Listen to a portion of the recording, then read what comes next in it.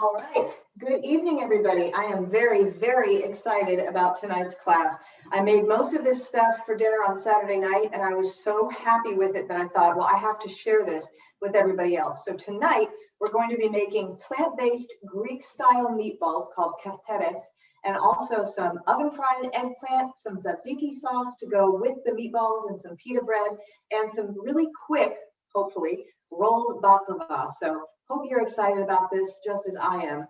And before we start, a confession to make. I'm going to make the tzatziki sauce first because it's nice to have the flavors mingle. But today, as I was going to the grocery store to pick up a few extra things that I needed for tonight's class, I thought to myself, I know this recipe. I don't have to look at the recipe again in order to make my shopping list because I know all the things that I don't have that I need for it. And wouldn't you know, being a human being who makes plenty of mistakes, I forgot the cucumber. So I'm sad to say that the tzatziki sauce will not be completely authentic because I didn't remember the cucumber. But it's not going to affect you any because it is in the recipe and it will still taste really good. It just won't have the same authentic oomph that tzatziki sauce made with very finely diced cucumber will have. So I'm sorry about that for me. I'm sorry that you don't get to see the process of peeling and cutting up a cucumber, but I think you can manage without me showing you. In any event, we're going to make the tzatziki sauce first because it's nice to let it have a chance to kind of sit and let all the flavors mingle and get a little bit more interesting with each other in there. So in this container, I have very finely minced dill and mint. Those are going to be the really strong flavor profiles for most of the night tonight. Mint and dill and garlic and lemon. And when we get to the meatballs, we'll add a little bit of thyme as well. But for now, dill and mint, very finely minced. And I have here some plant-based yogurt. This is the ShopRite brand plain coconut milk yogurt. So I'm just going to add all of it right on top of the herbs that are in this container. All of it. And then this is a great trick that I learned from my friend Lee Hale, who is an actual professional chef, not just a home cooking fun person like me. He's the real deal. But he uses his microplane for his garlic, and I really do think it has a better, more defined taste than if you use a garlic press. But not so much that if you have a garlic press and you don't have a microplane that you can't use your garlic press, or you can go super old school and just dice it up or mince it up very, very finely with a knife. That's also more than acceptable. But I really like the way that the microplane makes it almost into kind of a pulp, and it blends really well when you're making sauces that have lots of garlic. And I should tell you, all of the recipes, well, okay, not the baklava, but the meatballs and the tzatziki sauce are really heavy on the garlic. And in the tzatziki sauce, it does not get cooked, so it is strong. So if you're going to make this for yourself, make it for anyone else you might be in contact with for the rest of the next few days as well, because it's pretty powerful. But it's wonderful. And garlic is one of the best foods for you. It is full of nutrients and antioxidants and all kinds of good stuff, allium and all kinds of immunity boosting stuff. So by all means, eat your raw garlic, just be considerate and feed everybody else lots of garlic too while you're at it. So the herbs, the yogurt, the garlic, and we're also going to squeeze in, we'll start with just half a lemon, and we'll see if it needs any more once we've mixed it up. Now, again, this is where we would put in about half or maybe about a quarter of a good-sized English cucumber peeled and diced very finely. But as I explained just now, I was negligent at the grocery store and did not pick any up, mea culpa, as they say. So no cucumber, but lots of dill, lots of mint, about a teaspoon each, by the way, fresh. I'm a big fan of dried herbs, but sometimes you really want the real fresh deal. This is one of those times. So the dill, the mint, the yogurt, the garlic, the lemon juice. And I will take a little flavor sample here and see what it needs. I know that it will probably need something. You know what's going to need? It's going to need cucumber. But I don't have any. So let's see what else it might need. before I set it aside so the flavors can really kind of marry each other and mingle up in here. Ooh, even without the cucumber, it's really good. And fresh garlic adds a note of spice. So it's got a really nice tingle too. So I'm going to add about a half teaspoon of salt, and that's going to help bring out the flavors even a little bit more. But that's really all it needs. Very nice. And this is coconut milk yogurt. On Saturday when I made this, I used store brand almond milk plain yogurt, and it was really good as well. What I would say, there is one brand of, I believe it's soy yogurt, and they put a lot of sugar for some reason into their plain yogurt. And so when you have something that you don't want to have a sweet profile, like this tzatziki sauce, for example, it's a little weird. So look at the ingredients and look at the nutrition information. And if you see that it's got a lot of sugar, move on to the next one. Or if you're not doing the plant-based thing, you can always just get regular plain yogurt or Greek yogurt. So the next thing we're going to do is our baklava, because I want it to have plenty of time to bake and then cool off so that we can try it later. I made the syrup earlier for that same reason. The recipe is right there on the Plant-Based Priest website under Greek Feast. I'm about halving the recipe, because if I make a full recipe, I will eat the full recipe, and that is not what we want. But the syrup I made beforehand, because I wanted it to be cool. The reason I wanted it to be cooled off is because it gets poured onto the baklava when it comes right out of the oven. You want it to sizzle, and you want all of those good flavors of the honey and the sugar and the lemon to just completely steam up and permeate all of these little phyllo dough rolls that we're about to make. So we're trying something very lazy and something that I have not tried before, which is, well, we did try this last week. We used regular cooking spray on these phyllo dough sheets instead of melted butter or oil, and it worked like a dream. So I wondered to myself, how about we try butter flavored cooking spray for our baklava and see how it goes. Now this is slightly dry, but we're still going to use it. Phyllo dough, by the way, this is why I like working with it. It's falling apart a little bit, but I know that it's going to be in layers. So I'm not really that fussed about it.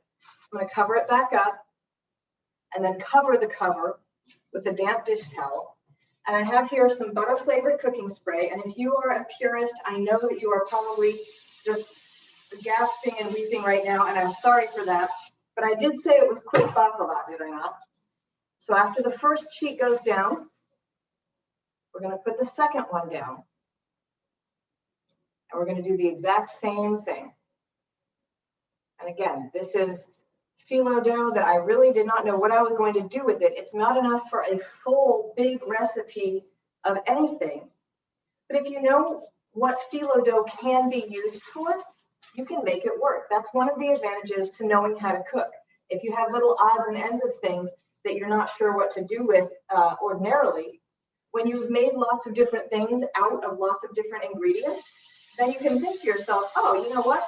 I can't make this whole thing out of this one thing, but I can combine forces and do something else. We're going to grind up some walnuts and cinnamon and sugar in our food processor here.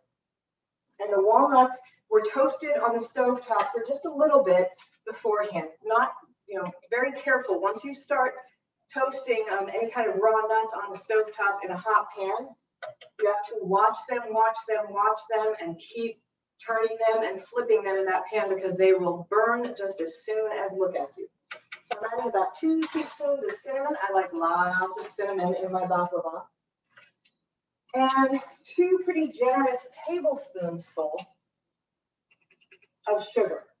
Because when this goes into the hot oven, that sugar is going to melt and caramelize from the inside. And then when we pour that honey syrup on top, then it's going to get caramelized from the outside. Wow, it's going to be good. So I'm going to grind all of this up in the food processor.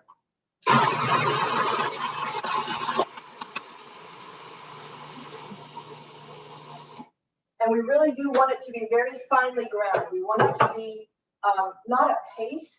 You don't want to liquefy it with the oils that are in the walnuts, but you want it to be a little bit like cracker crumbs, because you don't want it to burst through that very delicate phyllo dough. A little bit more. All right. I'm not trying to make walnut butter here. Just trying to make a very fine mixture. And I'll show you what that looks like here. So really, it does look a lot like breadcrumbs, which is exactly how we want it to look. And I'll come and show this to you as soon as I have it out of the processor and into this bowl here. Okay.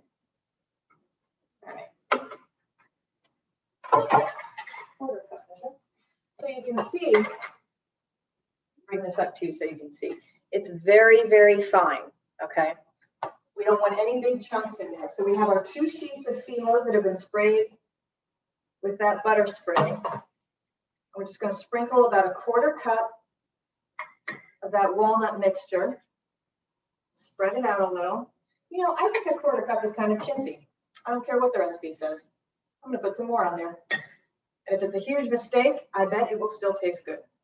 So the reason we have this on a piece of parchment is we're going to roll it up like you would roll a jelly roll. This is very delicate dough, and you want to be able to kind of move it all at the same time, which you can do more easily if you have something underneath that you're using to help kind of guide the process, especially in the beginning. So tuck, once you have that initial side rolled over, tuck it over, tighten it up a little bit, tuck it over, all the way over, I said. Tuck it a little bit.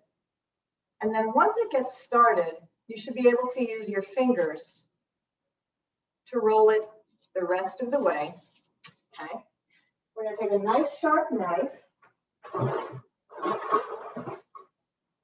we're going to cut it so that it's nice serving size pieces, a few inches. So that makes about 5. And I have a little glass baking pan here. I'm not doing a 9 by 13 inch pan because we're not making the full recipe. And I'm just going to tuck them in very closely together. Okay. Because we want them to get nice and browned. And when we pour the syrup in, we want the syrup to just kind of infiltrate around all of it and get right into the insides of these little rolls that we're making. So, show you again, there's 1 of those sheets of phyllo, our handy dandy butter cooking spray. And if the thought of using butter flavored cooking spray on baklava just makes you absolutely cringe and quail, then don't do it. Use regular melted plant-based butter, or use olive oil or another kind of liquid fat, if that's what's going to make you feel better. I will say this is awfully quick baklava, and I will also say that the butter flavored cooking spray has no actual butter or dairy in it. So it is not, this is not health food. In case you ever thought something like baklava, which is basically loads of sugar and fat with some nuts and cinnamon, was going to be healthy, I hate to burst your bubble, but I'm bursting your bubble by telling you it's never going to be health food. It's probably just a little bit better, perhaps, this way than if you were to make it with straight up butter or even margarine. It's easier this way, it's faster, but I'm not claiming to you that it's healthy in general. It's probably a little bit better, and the nuts are certainly good for you, so is the cinnamon. But most desserts, even if they're plant-based, are not particularly good for you unless it's just plain fruit, which I'm fine with. But I really did want you all to see something a little different and a little special. And I also wanted to use up the rest of my phyllo dough. So just kind of gently coaxing it along. And when I can use my fingers, I do. And when it needs a little bit of extra assistance from the parchment paper, then we can do that too. And this one has a little bit more extra phyllo dough on the ends than I would like, so I'm just going to trim those off. And then with this nice sharp knife, these ones are a little bigger, but that's all right. nice sharp knife into our spray pan. Okay. Right in here. Okay. I'm going to make one more quick batch. I'm not in a hurry. I hope you're not. One more time. Phyllo dough really is a wonderful thing to have around because you can put leftovers in it. You can make little tarts out of it. You can make this quick baklava if you're in the mood for something sweet. We made that tart using it last week, which, you know what, it's one of those things that was even better the second day. When I made that, I told you, in my honest opinion, it's going to be better when it's actually tomato season. I still think that that's true. But the next day, the flavors, including the tomatoes, had really deepened. So it is going to be better when it's tomato season. But the next day that I made that, after I made that tart, it was pretty darn good. Because as with many things, the flavors had a chance to kind of sit and get better and better and closer together the more time moved on. Now you might have noticed as I was putting the second sheet of phyllo down that it was really splitting a lot.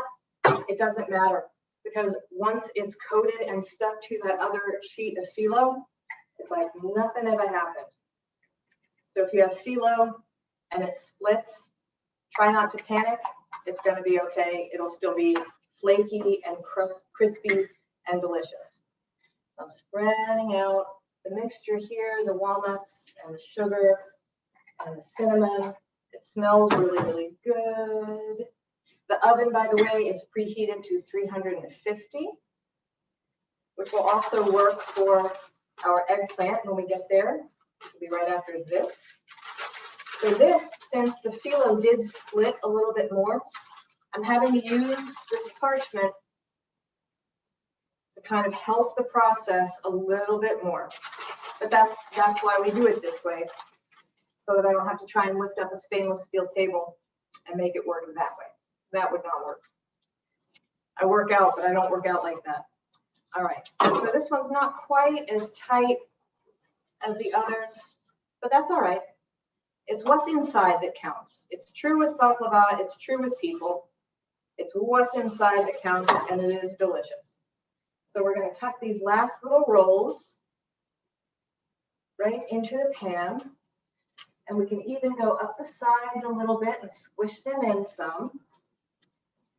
They're all going to bake, and there's just enough room in between them so that that syrup is really going to have a lot of little nooks and crannies to go in, and that is what we want.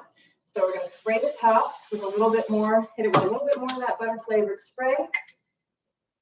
Sprinkle just a little bit more of our walnut mixture on the top so that it gets kind of baked on there. So here, what we look like, and this is about a half a recipe. So you can make lots and lots if you want. And we're just going to pop that in the oven, and we'll check it after about 15 minutes. Or if it starts to smell very strongly and starts to smell burned, we'll check it before that. And I think we'll be okay at 15 minutes.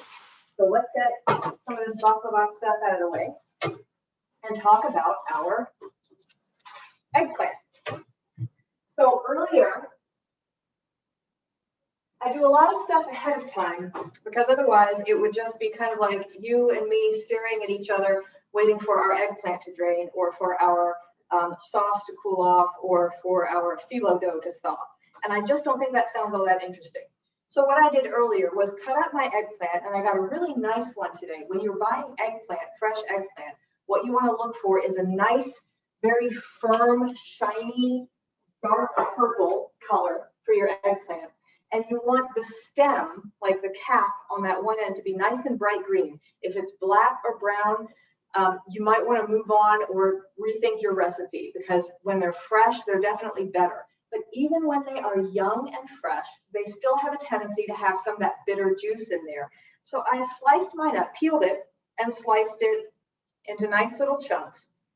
tossed all of it with some good coarse salt, put it in a colander, and then weighted it down with a plate, and then with a big heavy pot on top of the plate, so that all of that bitter stuff gets squished out. And at the same time, that salt, while it's drawing out some of the bitter stuff, is also kind of infusing the salty part into the flesh of the eggplant. I am sure that it's one of those osmosis things, but I'm not good enough at science to let you know whether that's the case or not. Let it just be said, eggplant is better when you drain it with salt first for a while. So 20 to 30 minutes at least. This was drained for maybe about an hour or so, and it's only going to get better. So this is our drained eggplant. I've got another little pie pan here that we're going to use. And I'm just going to put all of this salted and drained eggplant right into the pan, like that. Some olive oil, and eggplant will soak up oil like crazy. So if you are averse to oil, again, you can use cooking spray for this. I prefer the taste of the olive oil. Oh, you know what? See, this is why you need to pay attention and stop talking. A little bit of salt is okay, but as I said, the salt has already infused itself into the eggplant, and we don't want to make it too salty. So just that one little forgetful handful of salt is not going to be bad, but you don't really want to add a whole lot of salt to it because it's kind of pulled in a lot of salt already from being salted and drained earlier. But lots of pepper. Pepper is always good for savory things. And then some dried oregano. And if you have fresh oregano, of course you can use that. But with dried herbs, get a nice palmful and crush it in between your hands so it's like a powder. And that kind of reactivates some of those oils that might have been snoozing while it was sitting here all dry.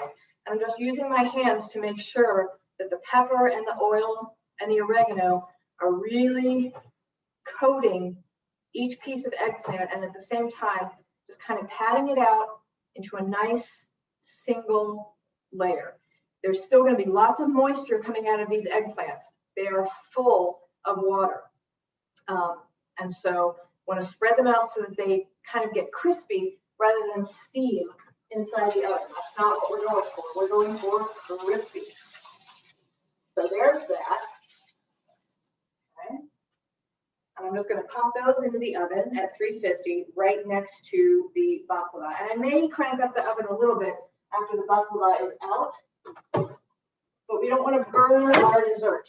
That is the last thing you want. So I'm just going to scoop a little baklava, roll it over, and give it a roommate, which is to say our eggplant. Okay. So let's get this oregano set aside right here. Unplug things. God knows what I would do with plugged in appliances and not paying attention.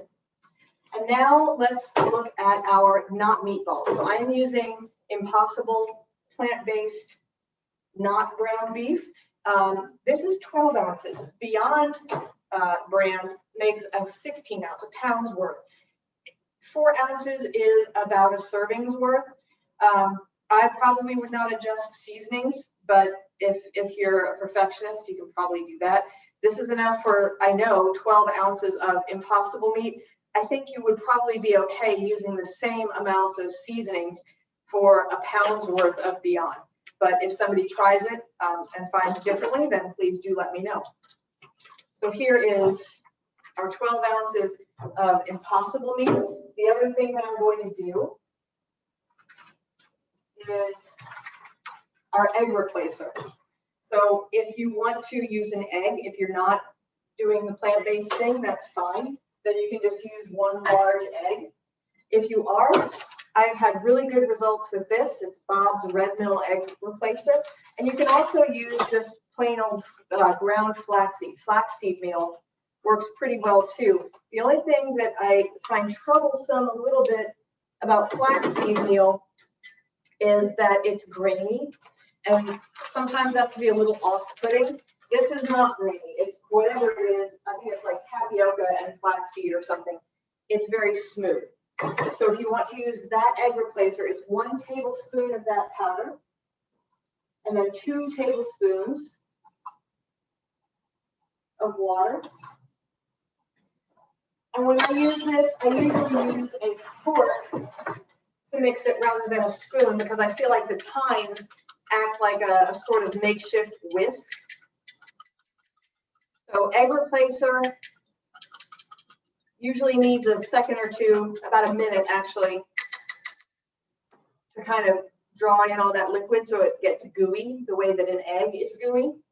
And in the meantime, here we have our Impossible knot meat. We have here about a teaspoon each of fresh, very finely minced mint and dill and thyme. This triumvirate of flavors is just spectacular.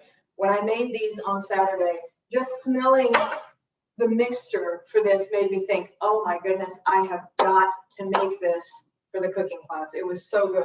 And I wasn't disappointed when I actually ate it. So teaspoon each of thyme, dill, and mint.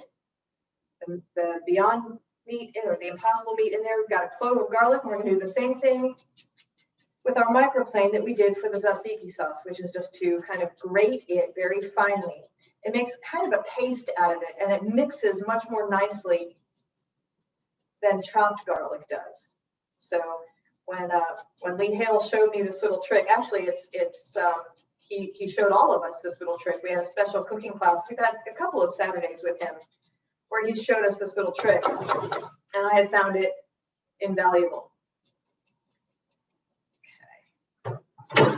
Like I said, lots and lots of garlic in this evening's recipes. So I hope you like it, and I hope the people around you like it, because even if they don't eat it, they will experience it, right? And I know that I have mentioned this little garlic on your hands trick before, but I'm going to show you one more time, maybe for some people who didn't see it. I'll show it to you after I have to mix this up, because I like to mix this burger mix up or this meatball mix with my hand. Before I do that, I want this pan to be good and hot. So I'm putting it just slightly above medium heat, and I'm going to let it get nice and hot in there. I think that our egg replacer is nice and goopy. I know that's not very appetizing, but it really is what it's supposed to look like, because let's be honest, raw eggs are not terribly appetizing either, but they certainly do the job, unless you don't want them to, and then you use this. So egg replacer goes right in there. And I really do think that for meatballs and hamburger and things like that, this is the best utensil to mix them, as long as you remember to take off rings, watches, etc., because it will kind of creep up. So one hand to hold the bowl and stay clean, one hand to just get right in there. And so the herbs and the egg replacer, and a little dash of salt, and this meat mix all get mixed up together. And so what you want to do, I know this is gross, but it really does help. And this works with ground beef too, if you're still eating meat. This flavor combination, by the way, will work on ground turkey or ground beef or whatever. I just happen to right now like it with the plant-based stuff. So kind of scooping up a handful so that you have some of the stuff that's unmixed, and then squishing it through your fingers. It is gross, but it's also kind of satisfying. So I encourage you to do it, because that's really the best way to get everything mixed in there. And I really don't mind doing this quite as much with the plant-based meat, because I know that the chances of getting a foodborne illness from this are much, much lower than if I was using ground beef. So that's my little propaganda for one aspect of the plant-based lifestyle. There is a little bit, actually a lot less to worry about when you're working with plant-based substitutes as opposed to animal products. It's the truth. So let me show you. I have here a stainless steel spoon.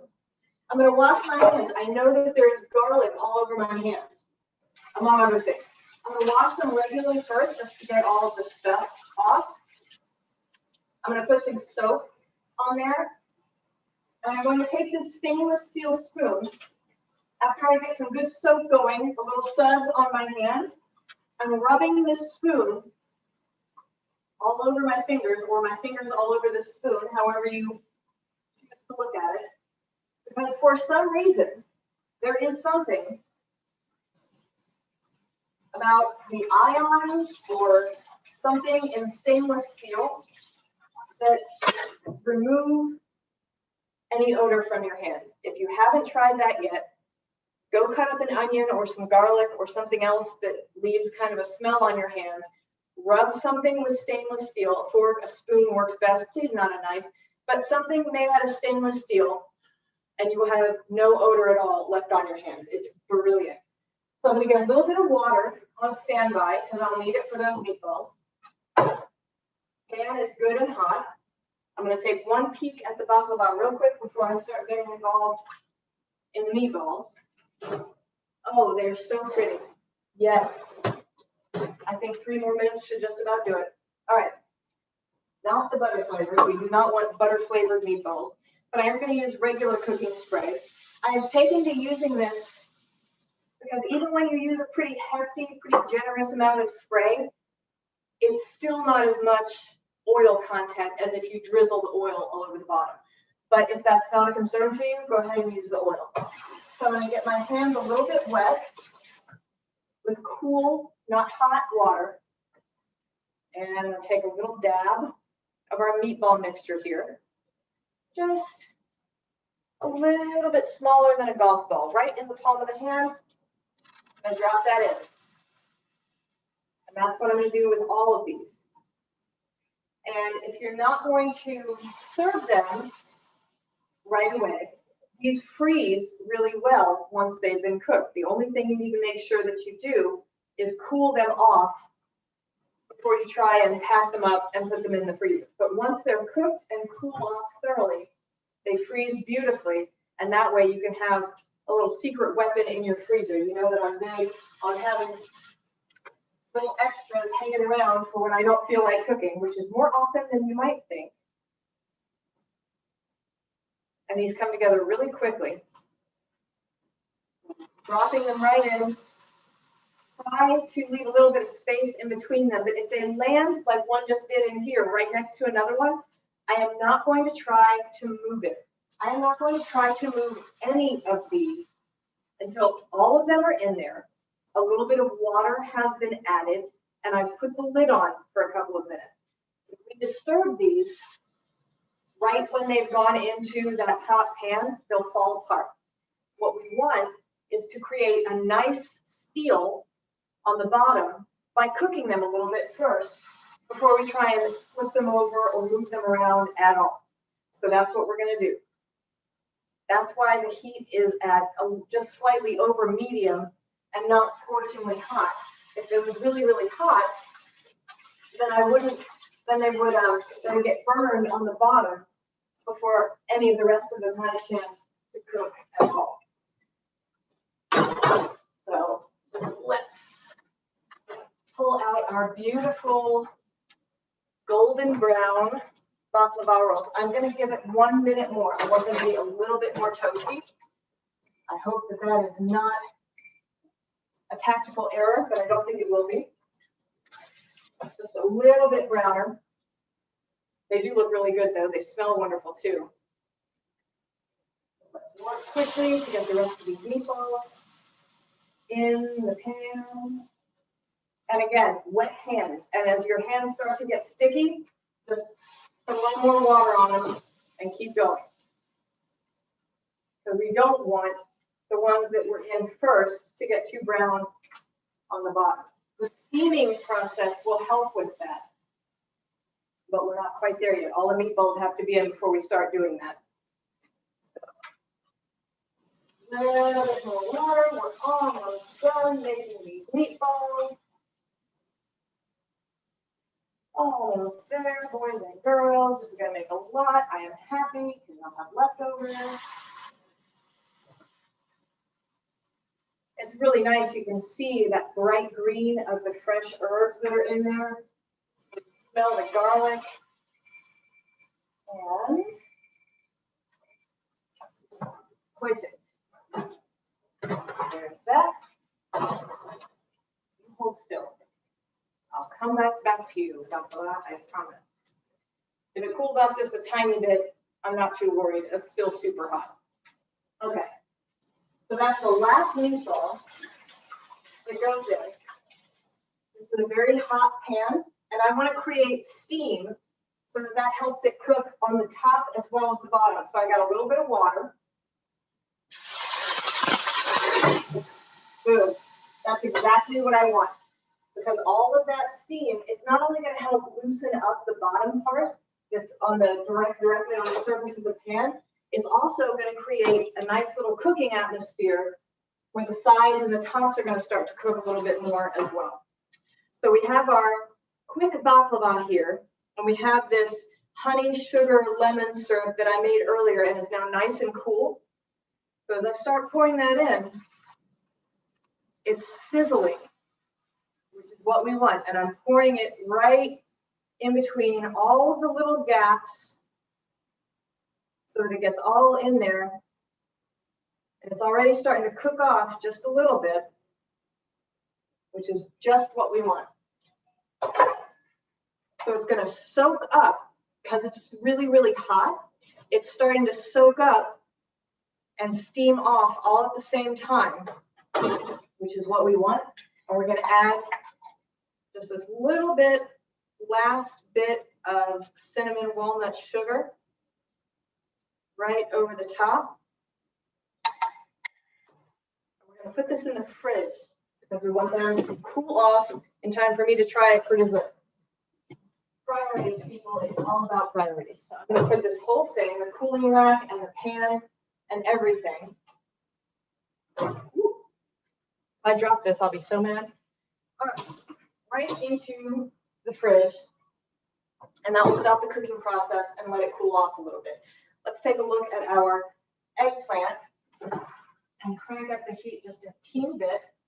Okay, so this is starting to get nice and crispy already. I just want to loosen it up off the bottom so that the crispy parts get flipped over a little bit and the not crispy parts are exposed to that glass pan so they start getting a little bit crispier. Okay, so back into the oven with that. Then get my tongs. We're going to flip over these meatballs. So they come up really, really easily because we generated that steam. They're not sticky, and they're beautifully browned on that one side. I'll show you. So I know it's kind of hard to see, and I don't want to squish it, but it's got this nice browning on that one side that's been cooked already. And they're very tender, you can tell. It smells absolutely delightful. And I don't have to add any more oil to it because that steam cooking kept it from getting too crusty. It's just the right amount of crusty, which is what you're looking for with your meatballs, I think. Okay, got them all, almost all turned over. Okay. We're going to do the exact same thing as we did last time. Add just a little bit of water and then cover it right up. So all this steam is helping to cook it from the top down, and the heat directly is coming from the bottom up. So it'll get more evenly cooked, and also they will not stick in the same way. So some of you might know, if you've watched me, if you're friends with me on Facebook or whatever, you'll know that I have made pita bread before. I did not make pita bread for this. I bought pita bread for this. This is actually the pita bread that I used the other night. And I thought, well, waste not, want not. And also, I don't feel like baking. In the wintertime, so much easier to do the baking. Now that it's getting a little warmer out, I am not quite as enthused about cranking up the oven and my everything else for long periods of time. So this is store-bought pita bread, but it's really good. This is white, but they also make whole wheat. And the way that I warm these up is almost exactly the same as the way that I warm up tortillas if I'm making burritos or tacos or something. That is to say, right on the gas burner. I also have here some arugula. I think that goes really nicely inside the pita. And if I had tomatoes, I would have chopped those up too. But the tomatoes, again, we experienced this last week, are not quite everything they should be. So I'll make this again when it's tomato season, and it'll probably be a little bit more satisfactory. So our pita bread, let's turn the oven on full speed and plop it right on top. Keep your tongs handy. You don't want it to get scorched, but you do want it to get nice and soft. And the direct heat from the flames will give it a little bit of toastiness, which tastes really good, but it'll also soften it up so that you can split that pita apart and then stuff it full of the stuff that you want to eat, which is our meatballs and hopefully our eggplant and our tzatziki sauce and our arugula. So again, it's got a little bit of charring around the edges, but that's going to be tasty. It's not burned, it's just a little browned, right? That's what we want. And just watching it get a little bit more puffed up, and that's really all it takes. If you don't want to do that on the gas burner, or if you don't have a gas burner, by all means, use your microwave. That works just fine. I just sort of like the fact that it gets a little bit more caramelized from using the open flame. So let's take a look at our meatballs. They should be just about cooked through by now. And the same way that you would test a non-plant-based meatball is the way that you would test a plant-based one, just with a little bit less trepidation. So if it's cooked all the way through, it'll be the same color all the way through, and that is the same color all the way through. It's kind of handy because with the Impossible and the Beyond Meat, I think they use beets to color it so that it looks, when it's not cooked yet, it looks like raw beef, and when it's cooked through, it's that uniform color. So it's a little bit easier to take care of. So our meatballs are done, and here's how we're going to put this together. So our nice, soft, toasty pita bread. I love tzatziki sauce, so I'm going to use quite a bit. You don't have to use this much, but lemon and dill and mint, kind of drizzle that on the inside. A little handful of arugula. You could also use romaine or some other kind of sturdy, flavorful green. I don't think iceberg, well, I don't really think iceberg works for much of anything, but I think it would be especially inappropriate here. Tuck in one meatball and half, why not? Let's make it 1.5. So about 1.5 meatballs go in there. And a little bit more of that tzatziki sauce on the top. So there's one. Let me just taste this one meatball by itself so I can tell you whether it's going to be good or not. It's hot. But again, the fresh dill, the fresh thyme, the fresh mint gives this a flavor that is just out of this world. And again, you could use this with ground meat if you're not a plant-based person, but that flavor profile works with anything. It's just wonderful. Okay. So let's take a look at our eggplant and see if that's ready to be part of our happy family here. And I think it is. Where's that spoon? Where's that spoon? I just had it. We'll use this for the time being. Okay. So these are also getting nice and crispy. And so the other thing that I'm going to do, I'm going to use this other pita, open it up, and now we have 2 different kinds of sandwiches that we can make with all of these ingredients. Lots of tzatziki on the inside,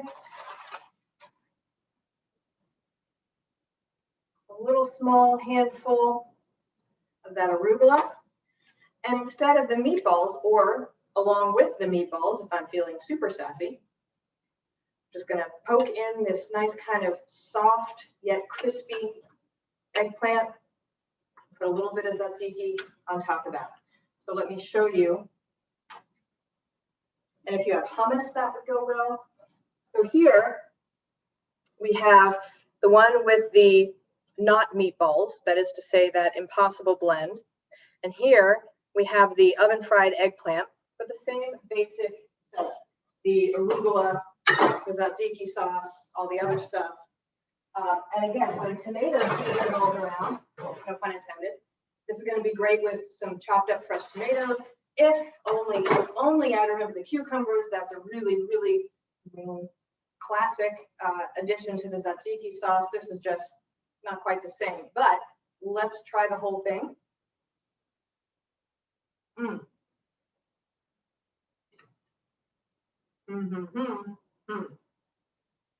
Thumbs up for the meatballs and for the tzatziki sauce. It's nice because it's kind of, the tzatziki sauce is like double tangy. Yogurt has a nice tang to it. Lemon juice adds a little bit of extra. So when you have that really rich, savory flavor coming from the meatballs and it meets up with the sauce, it really provides an interesting, delicious contrast of flavors. So here we have the oven fried eggplant, arugula, and the tzatziki sauce. Let's see how this turned out. Let me tuck that into the corner. I know I can get a good bite. Isn't it fun getting to watch me eat every week?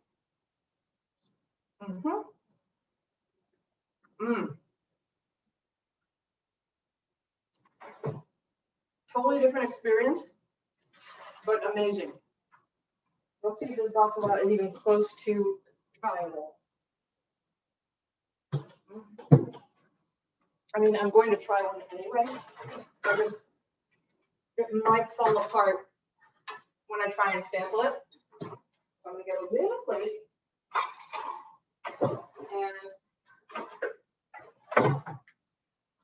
And I'm not brave enough to try and manage this with eating with my fingers. So I'm going to be polite and try and eat this baklava roll with a fork. I can tell you, all of that syrup has been completely soaked up already.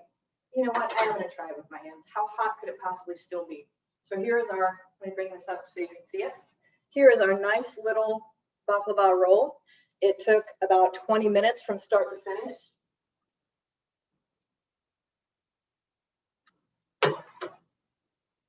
It tastes like baklava.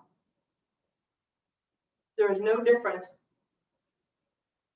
in the flavor profile.